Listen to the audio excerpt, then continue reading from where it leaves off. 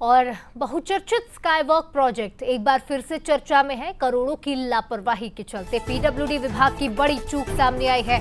रायपुर के skywalk project में बड़ी लापरवाही, 5 करोड़ के लिफ्ट और एस्केलेटर खराब हो गए।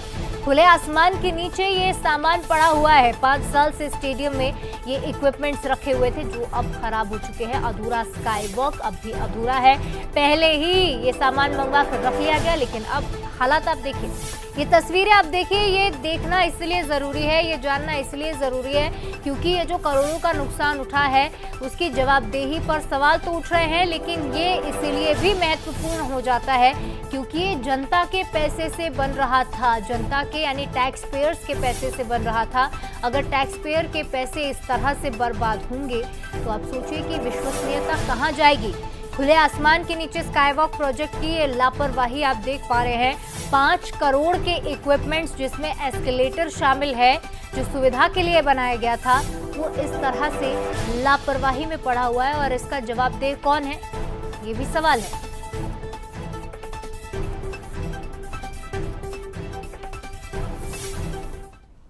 शहीद वीरनारायण अंतर्राष्ट्रीय क्रिकेट स्टेडियम पर मौजूद हूं और यहां पर वह सामान जो एक्सीलेटर और लिफ्ट आप नज़र आ रहा होगा, ये जितना जो आपको बड़ा स्ट्रक्चर आप नज़र आ रहा है आपको कैमरे के सामने, वो एक्सीलेटर और लिफ्ट है।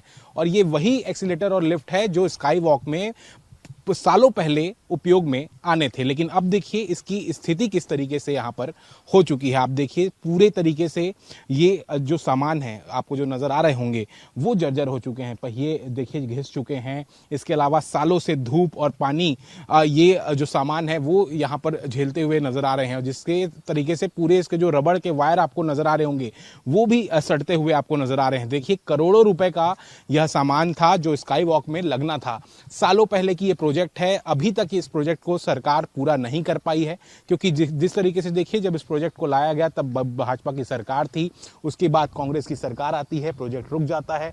जिस तरीके से अब इस पूरे प्रोजेक्ट की मैं बात करूं तो 70 करोड़ रुपए इसकी लागत हो चुकी है। और जिस तरीके से इसके पहले देखिए जब फिर से भारतीय जनता पार्टी की सरकार आई तो उसमें 38 करोड़ रुपए और इस प्रोजेक्ट को दिए गए, लेकिन अब तक यह प्रोजेक्ट अधूरा है। सवाल यही है कि उस समय जब ये कृष्णा इंफ्रा जो कंपनी थी उसे ये एक्सीलेटर और लिफ्ट दी गई थी, उस समय इसका उपयोग क्यों नहीं हो सका? और अगर उपयोग नहीं हो सका तो इसे अगर सुरक्षित रखा जाता तो आज ये करोड़ों का सामान, क्योंकि इसकी कीमत बताई जा रही है करीब 16 करोड़ का ये पूरा सामान है, जिसमें 8 एक्सीलेटर हैं और 3 लिफ्ट हैं जो उस समय लगने थे।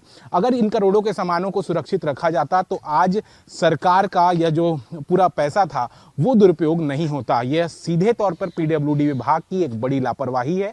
देखिए धूप में पूरे सामान सड़ चुके हैं। अब यह लिफ्ट और एक्सीलेटर अब जनता के उपयोग में नहीं हो सकता है, नहीं आ सकता है।